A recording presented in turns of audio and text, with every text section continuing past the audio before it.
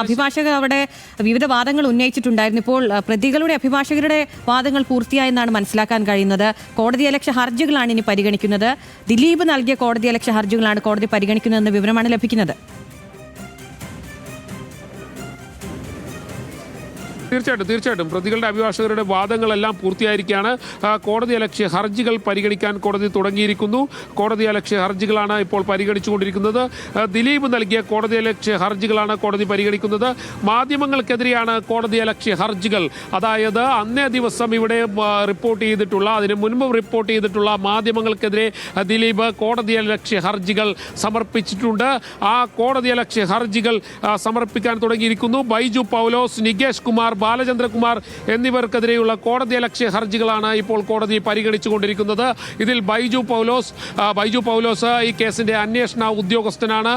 ബൈജു പൗലോസ് കൂടാതെ നികേഷ് കുമാർ, നമ്മൾക്കറിയാം മുൻപ് റിപ്പോർട്ടർ ടിവിയുടെ MD കൂടിയായിരുന്നു നികേഷ് കുമാർ. നിരവധി മാധ്യമപ്രവർത്തകരെ ഈ മേഖലയിലേക്ക് കൊണ്ടുവന്നിട്ടുള്ള വ്യക്തി കൂടിയായിരുന്നു നികേഷ് കുമാർ. അദ്ദേഹത്തിനെതിരെയും ഒപ്പം തന്നെ ബാലചന്ദ്രകുമാർ എന്നിവർക്കെതിരെയുമുള്ള കോടതിയലക്ഷ്യ ഹർജികളുണ്ട്. ഈ കോടതിയലക്ഷ്യ ഹർജികളാണ് ഇപ്പോൾ കോടതി പരിഗണിച്ചുകൊണ്ടിരിക്കുന്നത്. നേരത്തെ തന്നെ പ്രതികളുടെ അഭിഭാഷകരുടെ വാദങ്ങളെല്ലാം പൂർത്തിയായി. അതിനുശേഷമാണ് കോടതിയലക്ഷ്യ ഹർജികൾ പരിഗണിക്കാൻ കോടതി തയ്യാറായത്. ദിലീപ് നൽകിയിട്ടുള്ള കോടതിയലക്ഷ്യ ഹർജികളാണ് കോടതി ഇപ്പോൾ പരിഗണിച്ചുകൊണ്ടിരിക്കുന്നത്. ആൻഡോ അഗസ്റ്റിൻ, റോഷി ബാൽ തുടങ്ങി റിപ്പോർട്ടർ ടിവിയുടെ തിരുവനന്തപുരത്തെ മുതിർന്ന റിപ്പോർട്ടറായിട്ടുള്ള റോഷി ബാൽ, റിപ്പോർട്ടർ ടിവിയുടെ MD ആയിട്ടുള്ള ആൻഡോ അഗസ്റ്റിൻ തുടങ്ങിയവർക്കെതിരെയും കോടതിയലക്ഷ്യ ഹർജികളുണ്ട്. ഇതെല്ലാം കോടതി ഇപ്പോൾ പരിഗണിച്ചുകൊണ്ടിരിക്കുകയാണ്. എന്തായാലും ഞാൻ നേരത്തെ സൂചിപ്പിച്ചതുപോലെ തന്നെ ദിലീപ് നൽകിയിട്ടുള്ള കോടതിയലക്ഷ്യ ഹർജികൾ പരിഗണിക്കുകയാണ് കോടതി ഇപ്പോൾ. ഒപ്പം തന്നെ നികേഷ് കുമാർ അടക്കമുള്ള ആളുകൾക്കെതിരെ കോടതിയലക്ഷ്യ ഹർജി ദിലീപ് നൽകിയിട്ടുണ്ട്. ആ കോടതിയലക്ഷ്യ ഹർജികളാണ് ഇപ്പോൾ പരിഗണിച്ചുകൊണ്ടിരിക്കുന്നത്. കൂടാതെ റിപ്പോർട്ടർ TV ഉടമയായിട്ടുള്ള ആൻഡോ അഗസ്റ്റിൻ, അവരുടെ തിരുവനന്തപുരം ബ്യൂറോയിലെ സീനിയർ റിപ്പോർട്ടറായിട്ടുള്ള റോഷി ബാൽ തുടങ്ങിയവർക്കെതിരെയും ഈ കോടതിയലക്ഷ്യ ഹർജികളുണ്ട്. ആ ഹർജികളെല്ലാം തന്നെ ഇപ്പോൾ കോടതി പരിഗണിച്ചുകൊണ്ടിരിക്കുകയാണ്. കൂടാതെ ബൈജു പൗലോസ്, ഈ കേസിന്റെ അന്വേഷണ ഉദ്യോഗസ്ഥനായിട്ടുള്ള ബൈജു പൗലോസ്, അദ്ദേഹത്തിനെതിരെയുള്ള കോടതിയലക്ഷ്യ ഹർജികൾ കോടതി പരിഗണിച്ചുകൊണ്ടിരിക്കുകയാണ്.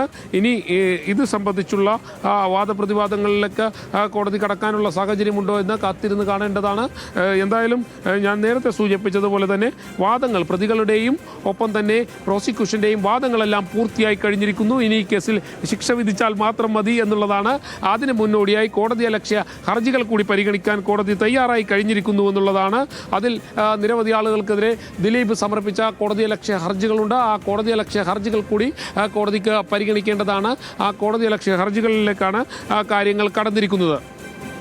സഹിൻ, തുടക്കത്തിൽ തന്നെ, അതായത് ഇന്ന് ഈ ഹർജി പരിഗണിക്കുന്നതിന്റെ തുടക്കത്തിൽ തന്നെ കോടതി വ്യക്തമാക്കിയതാണ് അത്തരം നീക്കങ്ങളിലേക്ക് പോകരുത്, കോടതിയലക്ഷ്യം ആകും അത്, അങ്ങനെ നടപടികളിലേക്ക് കടക്കുമെന്നത്. ഇപ്പോഴിതാ ദിലീപ് നൽകിയ കോടതിയലക്ഷ്യ ഹർജികൾ പരിഗണിക്കുന്നു എന്നതാണ് ഏറ്റവും പ്രധാനപ്പെട്ട കാര്യവുമല്ലേ? തീർച്ചയായിട്ടും ദിലീപ് നൽകിയിട്ടുള്ള കോടതിയലക്ഷ്യ ഹർജികളാണ് കോടതി ഇപ്പോൾ പരിഗണിച്ചുകൊണ്ടിരിക്കുന്നത്. ഇതിൽ തന്നെ ഞാൻ സൂചിപ്പിച്ചതുപോലെ തന്നെ ആൻഡോ അഗസ്റ്റിൻ, റോഷി ബാൽ, ബൈജു പൗലോസ്, നികേഷ് കുമാർ, ബാലചന്ദ്രകുമാർ, അഡ്വക്കേറ്റ് ജയശങ്കർ, അദ്ദേഹത്തിൻ്റെ പേര് കൂടി കൂട്ടിച്ചേർത്തിരിക്കുകയാണ്. സൈഫുനിസ അലിയാറും ഒപ്പം തന്നെ ഷബ്നയും, അഡ്വക്കേറ്റ് ജയശങ്കർ കൂടി, അദ്ദേഹത്തിനെതിരെ കൂടി കോടതിയലക്ഷ്യ ഹർജികളുണ്ട്. ഈ ഹർജികൾ കൂടി കോടതിക്ക് പരിഗണിക്കേണ്ടതാണ്. എന്തായാലും ദിലീപ് നൽകിയിട്ടുള്ള കോടതിയലക്ഷ്യ ഹർജികളിലേക്ക് കോടതി കടന്നിരിക്കുന്നു എന്നുള്ളതാണ് ഈ അന്തിമഘട്ടത്തിൽ നമ്മൾക്ക് കോടതിയിൽ നിന്ന് ലഭിക്കുന്ന വിവരങ്ങൾ. ഒപ്പം തന്നെ പ്രതികളുടെയും പ്രോസിക്യൂഷന്റെയും വാദം പൂർത്തിയായിരിക്കുന്നു. പ്രതികളെല്ലാവരും പറഞ്ഞു വെച്ചത് തങ്ങൾ ഈ കേസിൽ നിരപരാധിയാണ്, കുറഞ്ഞ ശിക്ഷ നൽകണമെന്നുള്ളതായിരുന്നു. എന്തായാലും കോടതി അതിന് ചില മറുപടികൾ ചൂണ്ടിക്കാണിക്കുകയും ഉണ്ടായി. കോടതി പറഞ്ഞത് വിധി പറയുമ്പോൾ ആ വിധി വായിച്ചു നോക്കിക്കോളൂ, അതിലെല്ലാം അടങ്ങിയിട്ടുണ്ടാകുമെന്നുള്ളതായിരുന്നു കോടതിയുടെ തിരികെയുള്ള മറുപടി എന്ന് പറയുന്നത്. ഒപ്പം തന്നെ ഈ പ്രതികളുടെ അഭിഭാഷകർ ആവർത്തിച്ച് ആവശ്യപ്പെട്ട ചില കാര്യങ്ങൾ, അതായത് കുറഞ്ഞ ശിക്ഷ നൽകണമെന്നുള്ളതായിരുന്നു പ്രതികളുടെ അഭിഭാഷകർ ആവർത്തിച്ച് ആവശ്യപ്പെട്ടത്. അപ്പോൾ അത് കോടതി പറഞ്ഞത് supreme dignity of A woman എന്നുള്ളതായിരുന്നു. ഒരു സ്ത്രീയുടെ അവരുടെ മാനസികാവസ്ഥ കൂടി, അവർ നേരിട്ട ബുദ്ധിമുട്ടുകൾ കൂടി കോടതിക്ക് പരിഗണിക്കേണ്ടതുണ്ട് എന്നുള്ളതായിരുന്നു. എന്തായാലും മാധ്യമങ്ങൾക്കെതിരെയും ഇപ്പോൾ കോടതിയലക്ഷ്യ ഹർജി വന്നിരിക്കുന്നു എന്നുള്ളത് അത് നടൻ ദിലീപ് തന്നെയാണ് ഇത് സംബന്ധിച്ചുള്ള കോടതിയലക്ഷ്യ ഹർജി സമർപ്പിച്ചിരിക്കുന്നത്. ഉള്ളത്. അങ്ങനെ കോടതി അലക്ഷ്യ ഹർജികളിൽ പരിഗണിക്കാൻ കൂടി കോടതി തയ്യാറായി കഴിഞ്ഞിരിക്കുന്നു എന്നുള്ളതാണ് ഈ ഘട്ടത്തിൽ മനസ്സിലാക്കേണ്ടതും. കോടതി അലക്ഷ്യ ഹർജികൾ 18 ഡിസംബറിലേക്ക് പരിഗണിക്കാൻ വേണ്ടി മാറ്റിയിരിക്കുകയാണ്. ഈ മാസം 18-ാം തീയതിയിലേക്ക് കോടതി അലക്ഷ്യ ഹർജികൾ പരിഗണിക്കുന്നത് മാറ്റിയിരിക്കുകയാണ്.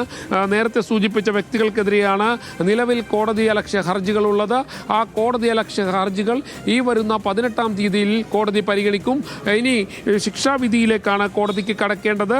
ശിക്ഷ ഉടൻ തന്നെ ഇതിൽ സംബന്ധിച്ച് ആർക്കെല്ലാം എത്ര വർഷമായിരിക്കും ശിക്ഷ അനുഭവിക്കേണ്ടി വന്നത് എന്നത് സംബന്ധിച്ച് കൃത്യമായ വിധി കോടതിയുടെ ഭാഗത്തു നിന്നും ഉണ്ടാകുമെന്നുള്ളതാണ് മനസ്സിലാക്കാൻ കഴിയുന്നത്. അല്പനേരത്തിനുള്ളിൽ തന്നെ ശിക്ഷാവിധി ഈ കേസ് സംബന്ധിച്ച് ഉണ്ടാകും. വാദപ്രതിവാദങ്ങളെല്ലാം തന്നെ പൂർത്തിയായിരിക്കുകയാണ്. പ്രോസിക്യൂഷന്റെയും പ്രതിഭാഗം അഭിഭാഷകരുടെയും വാദങ്ങളെല്ലാം തന്നെ പൂർത്തിയായി കഴിഞ്ഞിരിക്കുന്നു. ഇനി കോടതിക്ക് ശിക്ഷ പ്രഖ്യാപിക്കേണ്ട സമയമാണ്. ശിക്ഷ പറയേണ്ട ഒരാൾ എത്ര വർഷം വരെ ശിക്ഷ അനുഭവിക്കേണ്ടി വരുമെന്ന് കോടതി അറിയിക്കേണ്ട സമയം കൂടിയാണ്.